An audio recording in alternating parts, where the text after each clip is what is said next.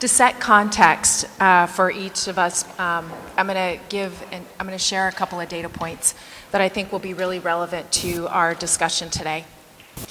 So according to a 2018 World Economic Report, John Baker also referenced this in his keynote, at least 54% of employees in all industries will require significant retraining and upskilling to meet the future workforce needs of 2022.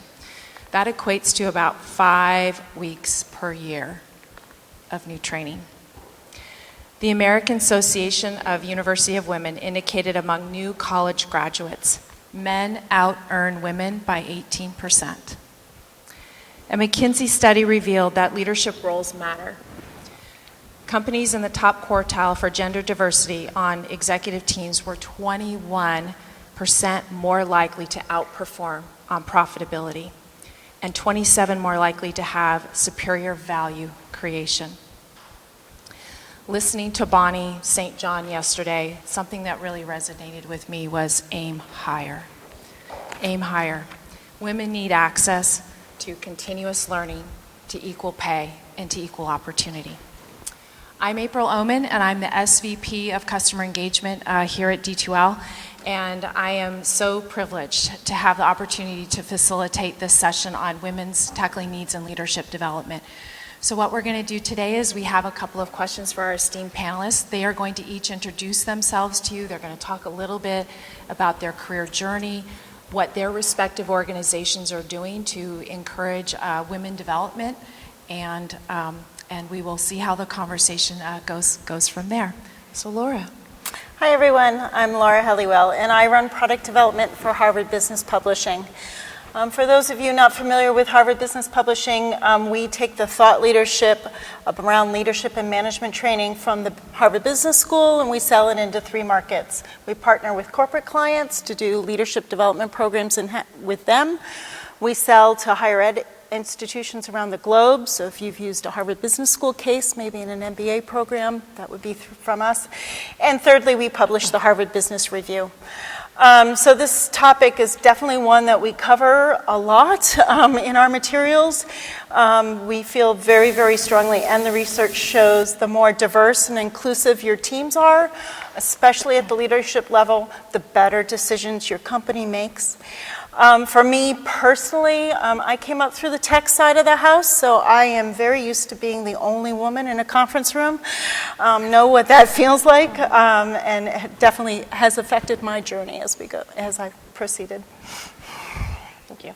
Hello, everybody. My name is Tasha Hollins Pierre. I am the Director of Learning and Development for Personal Investing for Fidelity Investments. And if you don't know about Fidelity Investments, we do investment management for a set of diverse customers. So the first customer base would be all of you, our individual investors. And so we actually would be helping all of you in terms of your most important financial goals for the future, which would be something retirement, college savings, trading stocks and bonds and mutual funds. We also partner with employers to manage 401ks, health savings accounts, stock plans. So we may hold some of your 401k. And then lastly, we do work with investors and other financial institutions. They utilize our technology platforms and our investment solutions to grow their business. So those stats definitely resonate with me, especially being in the financial services industry. As you know, there are not a lot of women in the financial services industry and not a lot of women of color in the financial services industry. So we have to be very intentional about hiring women. We have to be very intentional about creating our talent pipeline for women. We have to be very intentional about creating strategy and how to get women into leadership roles. My career path, it's been very interesting. If you were to tell me I was going to be in this role today, I didn't think I would be here. I actually want to be a broadcaster. But I was told that I had too many opinions, which is interesting because our broadcasters now are very opinionated. But the way that my career has turned, I actually had a lot of mentors that mentored me. They actually told me, make sure that when you're talking to other leaders, you're talking about how you're creating value, how you're contributing to the bottom line, the strategy and the goals of the business. I definitely had one mentor who told me, anytime you're traveling to a new destination to meet new leaders, meet with them, have breakfast, lunch, and dinner with them, and talk about your career aspirations, talk about your strengths, your development needs, and how you're filling those development needs. Talk about that you want roles that are challenging. Talk about how you were learning and reskilling yourself, because they're always going to be thinking about you. And I think by doing that, I am in this seat today for that reason. Hi, I'm Sonia Watkins. I'm the Chief Information Officer at the University of Central Oklahoma in Edmond, Oklahoma. We consider ourselves the Metropolitan University. We're just 20 minutes north of Oklahoma City. We have about 15,000 students at our school. We offer master's degrees in our program. You haven't heard of us as much because we're a Division II school, not Division I, like our neighbors to the north and south of us. These statistics do resonate. One, as being an organization where you're helping students learn, you're creating the future leaders of tomorrow. We're definitely interested in having a diverse student population. We find value in that diversity. I also believe that diversity in organizations can only make your organization better. And so I definitely see value in those. Being in IT, those stats resonate with me as well. I have my own stats that I brought with me. Recently, I was the recipient of the Oklahoma Women in Tech Trailblazer Award, and they had some stats that I guess it had not clicked with me. 18% of computer science graduates are women. Only 17% of Fortune 500 companies have women in CIO positions, even though women make 57% of the workforce in those organizations. And then if you add the women of color layer onto it, there's only 3% of women in color that have jobs in IT. So again, these statistics are important for me to be aware of as a future leader, or current and future leader. You're a current leader. As I build future leaders. Congratulations on that. I know. Thank Yeah, you. you didn't tell it. You didn't share that with us. My name is Rita Cohen. I am a guest from the Neighbours of the North. I'm all the way from Toronto, Ontario. I'm the executive staff for EDFO, Elementary Teachers Federation of Ontario. I manage additional qualification. So I've been in education for over 20 years. And while I was teaching, at night, I'd be teaching online courses for other teachers. Loved it. The shift came when I started changing from an I to a we. And a mentor said, why not you and why not now? So I applied for this position after a few people knocked on my door. The third time they knocked on my door, I said I better apply. And here I am today, loving the organization I work for. 6% of our annual budget is geared specifically towards women's programs, which is amazing. We are an equity-seeking organization where we provide opportunities for all 83,000 members, which are educators. I'm very proud to be part of this organization. Last year, speaking of technology, in addition to everything that I was doing, I said to myself, we need more opportunities, so I launched a program, a women's program only, called Women STEM It Up. So it's for women educators to come. We had scientists, engineers, whole bunch of different women leaders, so women educators can come to this program, take back activities, lesson plans, ideas to female students. So we're thinking big, we're starting small, and we're moving. Mm-hmm. So each of you have reached to an executive level in your respective organization. I think many of us, myself included, would like to hear more about your journey. And in your journey, I'm sure that we're all going to obtain some nuggets about what advice you might provide to us as we think about each of our respective progressions in our organization. So if you share a little bit more about your career journey would be really helpful. Can I start? I think one of the things that happened in my journey along the way, I have a computer science degree. I was a software engineer. I came up through the tech track. But at some point, I was given the opportunity to go broad. It wasn't necessarily a step up, but it was to take on responsibilities that were sort of next to the tech track. And I would advise everybody in the room, if you have that opportunity, go broad, because you'll learn a ton, taking on new responsibilities that maybe you weren't educated in, and it gives you new opportunities. And I think the biggest thing is, don't sit back and wait for someone to approach you and say, are you interested in this? Do not do that.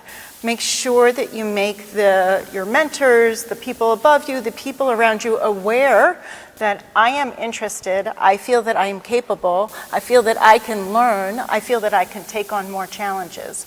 So make sure you're advocating yourself in a polite, non-aggressive way, but make sure you're letting the people around you and above you know that you're interested in taking on more and that you feel capable of learning new responsibilities. Even if you don't feel you're ready. Yeah, so Laura, go ahead. We knew this was going to happen. I was talking all over to you. So Laura, I think that's really important. I think throughout my career, one of the lessons that I've learned, and I wish I could do a do-over, but I can't. Networking is key, and it's so important. I did not learn how to network probably, I hate to say it, maybe like 5 or 6 years ago. That's not long, it's not long ago. So I think about, gosh, where could I have been if I've learned how to network? Could I be further along in my career than I am now? But I'm in a great place, so that, don't get me wrong on that. I think part of what you said resonated with me, and it's really important. Again, one of my mentors told me, like you said, talk about your contributions. Talk about how you're contributing to the organization. It's hard for us to do that, right? It's hard for us to really talk about our accomplishments and what we bring to the table and why we're good at what we're good at. But you got to talk about it because nobody else is going to talk about it for you. So you control your own destiny. You control your career. Don't let anybody control it for you. Otherwise, you're going to be sitting in that same seat 1 year, 2 years, 3 years later. You have to take control of that career. You have to tell people what you're interested in doing. You have to let people know what you're passionate about and what you're good at. Amen. Yes. Your comments resonated with me as well. I did not start out in IT, actually, though. I came from a different background, but always saw the value in technology and helping me achieve business objectives. And so when I became a business manager in IT at UCO, really meandering through, it started to click with me. That said, I always made sure I put myself in front of opportunity, right? So yes. Whenever the opportunity presented itself, I wanted to make sure I took advantage of it. We had a situation. I actually am very fortunate that my predecessor was a female CIO, and she inspired me. She mentored me along the way. She sponsored me along the way. She was the one. She had 2 doctorates. She was a very intimidating force of nature, actually. Very smart woman, and yet she would always reinforce to me that I could do it. She goes, "You can do this job." When an opportunity presented itself to take on a director role, we had a quick abandonment of a position. And I said, "What do you do with that?" And she explained what the position involved. And I said, "Well, I can do that. Just put me there. I'll take care of it for you." And she was willing to help me and coach me along the way as I grew into that role. And so, again, taking advantage of any opportunity that's presented before you. Leverage the skills that you know you have. They're in there. And work and develop and let them grow. And just to add to that, a mentor of mine, starting in a classroom, moving up to being a consultant, and now being an executive, said to me, don't ever say no to a professional opportunity. That's right. So that saying yes mentality, or that understanding just to go back, explore, reflect, digest, got me to where I am today. And always thinking about what the big picture plan is. So when I was in education, it was all about the students. Teaching online courses, I was having 20 instructors, 20 educators in my virtual classroom, D2L platform, of course. And that is 20 classrooms. How many students were we impacting with the work that we were doing? So just going back to what everybody's saying yes, and owning a space where I can make a mistake. And it's okay to have fears, and owning that, which allowed me to move forward. So when you talk about saying yes And thinking about another thing that we wanted to share with all of you, we think about work-life balance, and sometimes that means saying no to something, but we're all saying here, say yes to embracing the opportunities that are presented to you and making sure that you're making connections within your organization, even outside of your organization, so that people are aware of who you are, what your accomplishments are, and what things you might actually be interested in. How do you balance that career ambition with the rest of your life? And this was a hot one for you. So I can speak about mother's guilt from now until the cows come home. So, perfect example, tomorrow is my daughter's birthday, and yet I have a work dinner, and I won't be there, right? So you face these things all the time for decades. And the one thing I will say is that you have to determine for yourself what your own balance is, what your own triggers are, and what the right decisions are. More importantly, we have to stop judging each other. It is okay for someone to go back to work after having a baby, after 6 weeks, if that's what works for them and their family. It is okay for your best employee to stop working because they want to be a full-time stay-at-home mom. We have to stop judging each other because it's a very personal decision about work-life balance. And I would say the guilt thing, you're guilty when you're at work because you're not with your kids, you're guilty when you're with the kids because you're not doing your work. Like, you just got to let it go. You just have to let it go. Recognize it, acknowledge it, and then let it go, because otherwise you'll just drive yourself crazy. We're very complex organisms, right? And we have a multifaceted life. And so it's whatever facet that we choose to let shine in that moment is kind of how we want to live. And so what our priorities are, that's what we do. And so I'm single, no kids, right? But that's okay that the choices I made, again, worked for me. My mother, when she married, she was getting her master's degree in chemistry, and she got pregnant, and she chose to be a stay-at-home mom for a future of kids. And to me, she had a wonderful career of creating a beautiful family that gets along very well and things like that. So I respect my mother for the choices she made, the decisions of my grandparents before them. So again, it's a very personal decision, and again, it's whatever facet of life that we choose to focus on, and that's okay. Again, it's whatever your choices are in your life, that's your choice and your decision to make. It's a very personal one, that's true. And I will agree with you. Families take on very different forms and very different shapes. So something for me is when I come home every day, So when I come home every day, I take my dog out for a walk. I put my cell phone, are we okay here? I put my cell phone on airplane mode. I don't answer any phones, and I have a work phone, I have a personal phone. I shut down for that 1 hour. And I know that that's that 1 hour where I switch from Rita Cohen being the educator to Rita Cohen being the wife, the daughter, the friend, whoever I need to be the minute I walk through those doors. Another thing is when I'm balancing I really believe in a reciprocal relationship. I'm not going to email anybody on my team at 10 o'clock at night and expect an email back. So what I will do is I'll draft emails and then send them the next morning, because I'm modeling. I don't want someone doing that to me. So I being in a position of a leadership position, we're continuously modeling. So those are just two things I'm thinking about in this panel right now. Yeah, so Sorry? No, I'm going to turn off. You just gave me a really great tip, because I don't do that. I don't turn my phone off. Mm-hmm. So the other thing that I was saying, it's loud. So again, like Rita, family is different in how you define it. So I just got married, and we have 2 dogs, and my mother lives with us. So, and sometimes I work from home, and then the other times I'm traveling. So I have to figure out what's the priority. I do have to take care of my mother. I take her to the doctors when she needs to go to the doctors, so I am taking care of an elderly parent.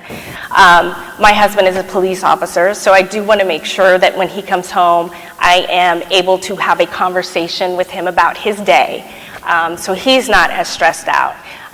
It's important for us to have communication and talk through things. I love to work in my community. I love to work in my church. I love to work with nonprofits organizations. One is called the Good Street Learning Center, and it's all about No Child Left Behind and educating our children. So I love to read to them. So I'm trying to balance all of that and still my career. I think it's just, like you said, it's finding the balance, what's the true priority, and what's going to make me happy. All of that makes me happy. I am fortunate to work with a company that believes in work-life balance. I can work from anywhere, whenever I want, however I want. That's a win. I think companies and organizations need to do that for us.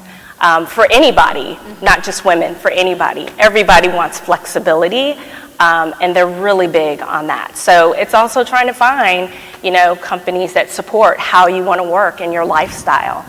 They understand that I am taking care of an elderly parent, so they allow me the flexibility that I need to do what I need to do. They understand that I am married to a police officer, and they understand the stress and the pressures that he goes through. So they understand that there are times, you know what, I'm not going to make that meeting, but that's okay.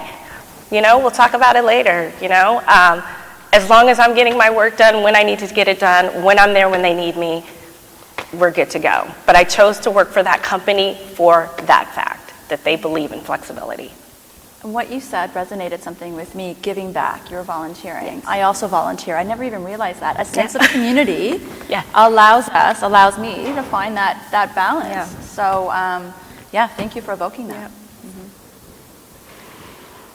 We're all here because we care about education. One of the things that I was really interested in learning from each of you, you're responsible to some degree for the education of others. Can you share more about what your organization is doing to further the education of other people in your organization or outside of your organization? So I'm part of professional learning. Is that okay if I go first? Okay. Oh, we're so excited that you went first. Okay. So I'm part of the professional learning services in my organization. And again, we have 83,000 members that are part of our union, we believe in professional development. We have special programs for women in financial literacy. We have special programs for women in collective bargaining. We have special programs, as I just launched, Women in STEM. I could go on and on about all the different programs that we have for women that identify as women. We also have because we're an equity-seeking organization, we also have programs for members from designated groups. We want people to feel safe in that environment where they can take risks. Go back to their classrooms, go back to their roles in education, take mindful risks, and come back and share. And the whole idea is allowing people to raise them up and give them more space so they can continue to shine. And that's why I love doing what I'm doing, because I have the honor of working with so many teachers taking our courses where we're literally raising people up and aspiring them to inspire more. Working in higher education, naturally you would assume that takes place. And so as that question was raised, I started listing off the things that I recognize that our organization does, and very happy to see the types of things they do. We have a career development center, and when you go to their resources, you can see that they are seeking to help underserved groups within their organization, very targeted information specifically for women, people with disabilities, vets, any of those. From a faculty staff perspective, there's an organization called Empowering for Excellence. Anyone in the organization can be a part of it. However, they have topics and group meetings and special programs targeted for women as well.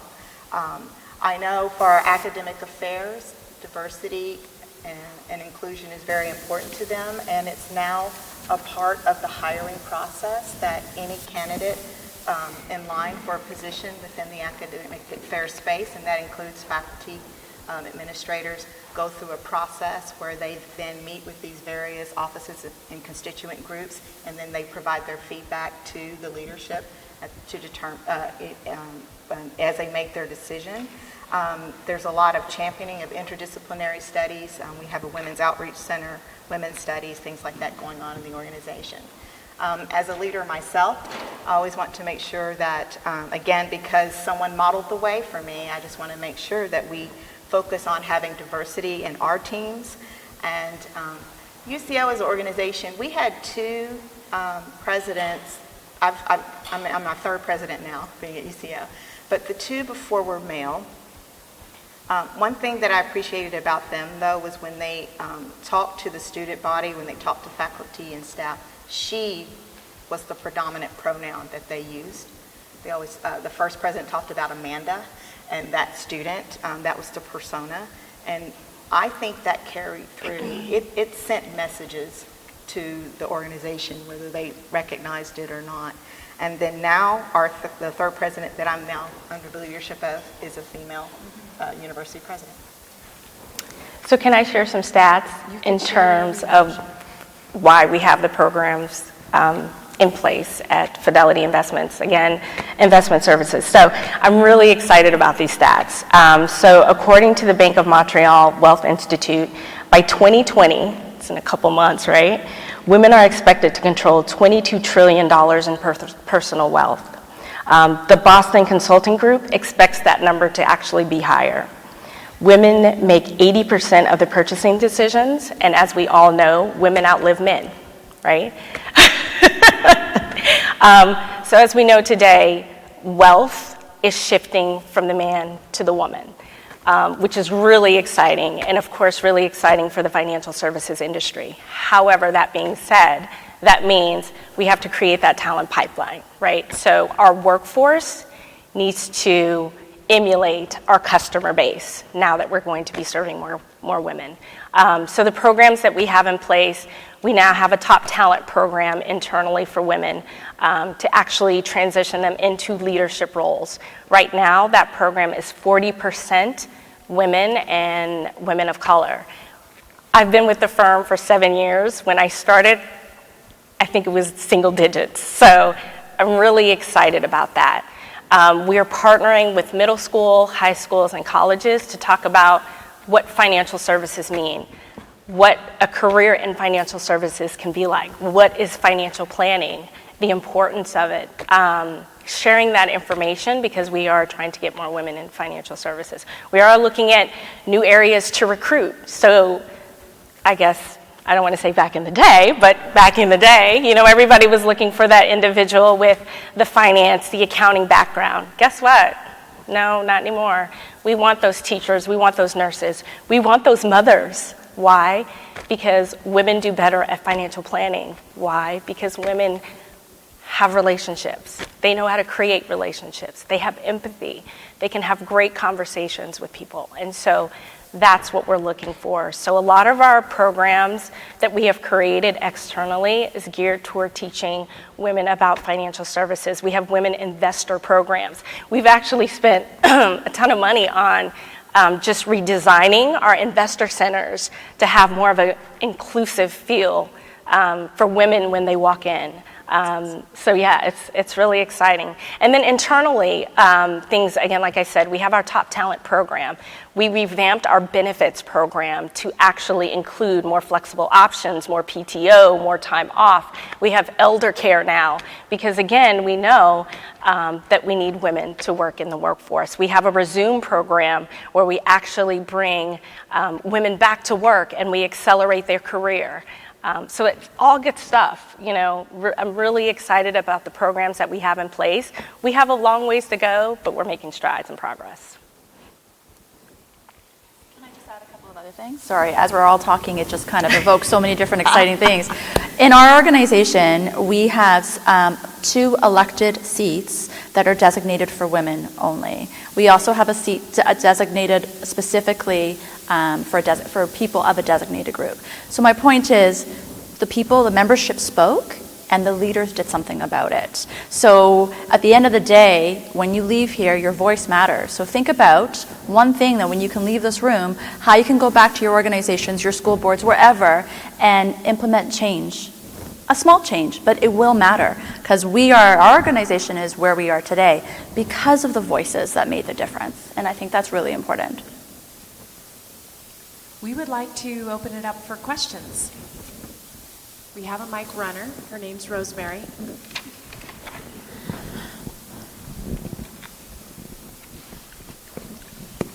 guess the microphone. Sure. writing is definitely optional. Hi. My question is in relation to finding mentors and sponsors. I'm having a hard time with that. And so, are there any advice you could give about finding a mentor or a sponsor, even when I felt like I found a mentor, for whatever reason it didn't work out? So I'm just trying to find or ask for tips on how you can find that person within your organization or outside of it. So, as I mentioned, I'm part of Oklahoma Women in Technology, and they recently started a mentorship program within that organization. So you may want to look at professional organizations that you can join to be a part of, and then start a mentorship program there. Do not feel bad that that mentor relationship did not work, because it's really about a match, and not all mentor-mentees are good matches, right? And so that's okay. I'm glad that you're still looking for one, and it can be very beneficial. Seek to be a mentor yourself to someone else, and that way you can find what those attributes are that you're looking for in a mentor, so that then again you can search and find that great match. But professional organizations is a great way to start, because a lot of them do have some sort of mentorship program, or just just start picking up the phone and calling. And make connections.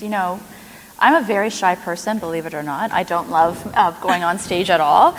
But I break out of my shell, and, going back to what you said, networking. I ask principals, I ask consultants along the 20 years of my journey to go out for a cup of coffee, to go out for a tea or whatever, and build those connections and those relationships, because at the end of the day, our universe is so small that everybody comes back to you. So all those small connections will lead to something. The only other last bit I might share with you is you may not get everything you need from one person. Mm-hmm. And if you can identify specifically why you want to mentor or what you want to get out of the experience, recognize that it may take 2 or 3 different people to fulfill that for you, to be your respective mentor. I always recommend somebody on the inside of the organization, just because they have more familiarity with the environment that you're operating in, but also to get somebody from the outside, because their perspective and experiences are going to be a lot different. That would be my piece of advice. And have mentors of both genders. Yeah. Yes. Yeah, Both absolutely. genders. Yes. I have a agree. mentor Yes. that when they knocked on my door twice, I asked him, I said, what do I do? And he goes, Rita, you have to just say yes. Like, they're not going to knock on your door a third time. So, and just like what you were saying, April, like, I have different mentors at different times. And I hope one day to give that back, and hopefully I am. But you're right, both genders. Mm-hmm.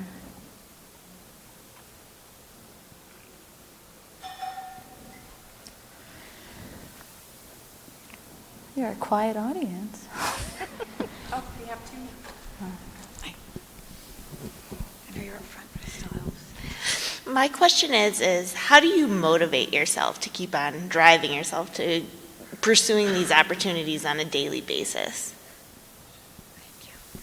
I have Repeat the question. I didn't hear it. The question was, how do we continue to motivate ourselves? I have a 5-minute journal every morning when I wake up. Indigo, $25, the best $25 you'll ever spend. I take 5 to 10 minutes, taking my own mindfulness time. Call it what we may, meditation or whatever, but it's 15 minutes where I write down my goals for the day. I also write a goal for the month. Then before I go to bed, I take 15 minutes. No joke, this took a long time, years of practice, and then I reflect on the goals of the day, and then I reflect on the goals that are the big picture goals as well. So taking time for us, really. Yeah. I have a little bit looser system. For me, it's I do lots of notes. I do. Wow. Take notes on that one.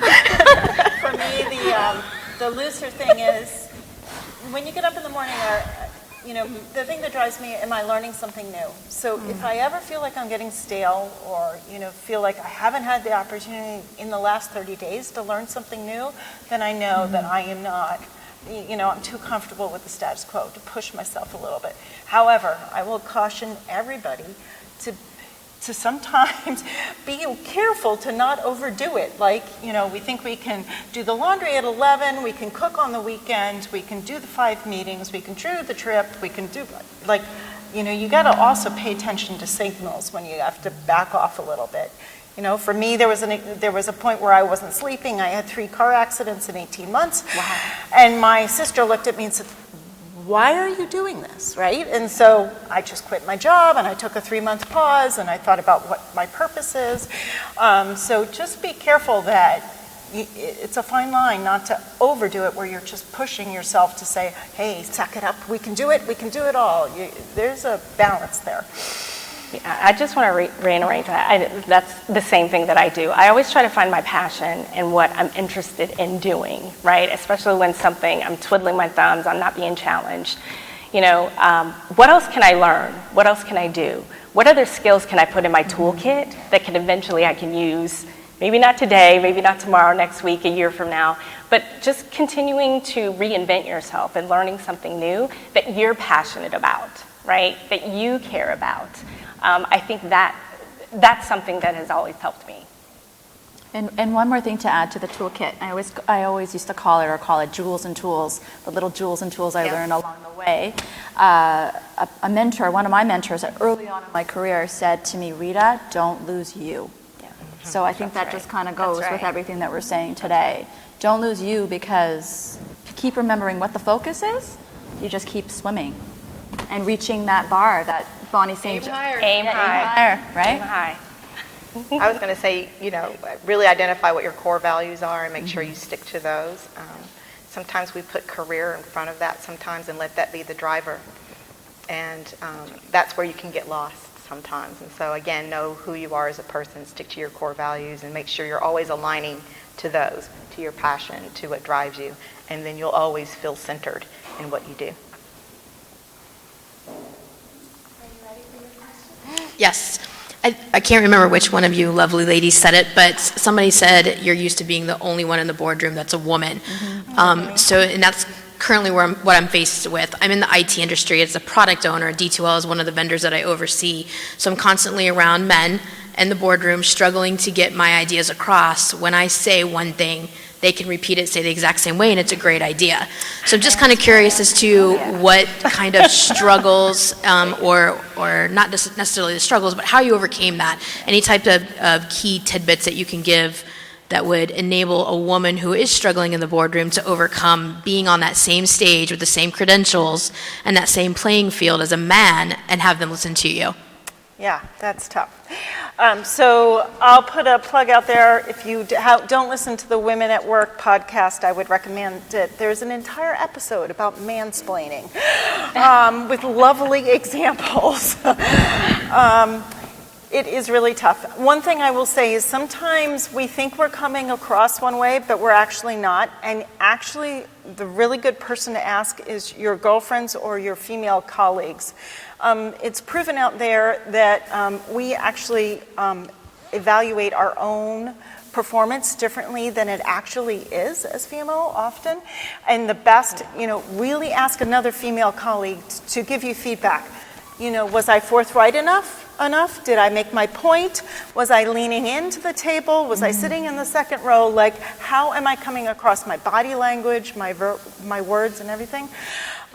It's hard to get often really good feedback from men only because we've created this atmosphere where they're almost afraid to give us honest, constructive criticism. So that's why I would say go to your female colleagues first to really watch you in one of these meetings and give you any 10 points you can. And then the other thing I'll say is whoever owns the meeting, you need to talk to them. Like if there's consistent bad behavior over and over and over again, the owner of the meeting, you have to talk to them. There is no excuse in this day and age. There are tips and tricks to facilitating a good meeting. There's 100 things you can Google to get tips and tricks on how to facilitate a good meeting. That's inexcusable if it's really over the line. The other thing you might try is if you know who's in the meeting and you know what the agenda is and you've got what you think is a really great idea, go test that idea with a couple of peers that are going to be in that same meeting, just so that you can get an understanding of do they support it or not support it. And in the end, it might help you really clarify how you want to pitch it and the value of it why it should be considered, what outcomes you're really striving for. I have found that personally to work for me, especially if it's something that might be controversial or might require a big investment or might require behavior on somebody else's part of the respective organization, is to go and just pitch that ahead of time. Because they might ask you some questions that help you refine what it is that you need to say and convey. There's always kicking them under the table too, but that's probably violence is probably not the right way to go. On the left, April.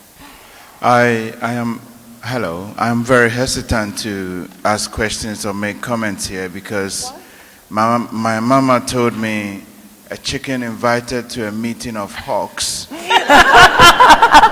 is not invited as a hawk, but invited as dinner. But nevertheless, I would give this a bit of a go.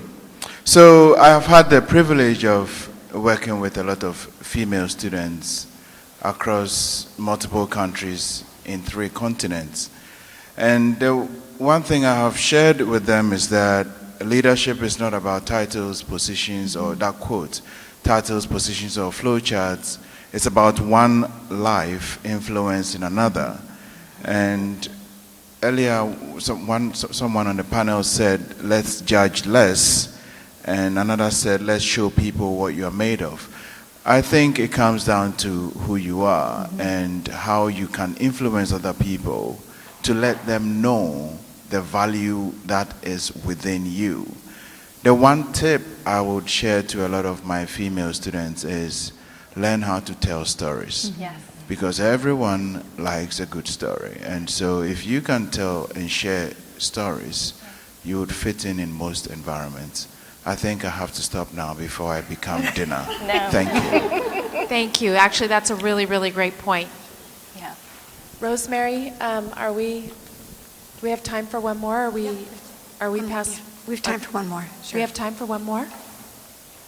Any other individual who'd like to pose a question to this wonderful panel? Oh, you do? Okay, great. Can you talk a little bit about imposter syndrome and how you might have dealt with that, if you ever felt like that within your, right? Like it's a terrible phrase, but people do suffer from it. So kind of how you worked through that, if you suffered from it. Okay, so the question was about the imposter syndrome. I think it's recognizing that you have it and that you're not the only one. I think that's what helped me most. Again, my mentor was a female CIO. I followed in her footsteps as CEO of our organization. You talk about imposter syndrome, right? Because I know what value she brought, and I only but she said to me, you've got to be you. You can't be me. She goes, you're your own unique person, and there's value in who you are as a person, and bringing what you bring to the table, and so make it your own, those types of things. And so I think that's what it is owning where you are in your space. But again, recognize it's real, but you're not alone in feeling that way. Many do.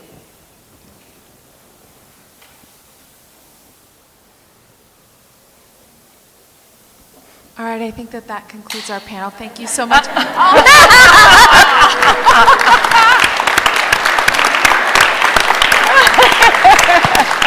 you.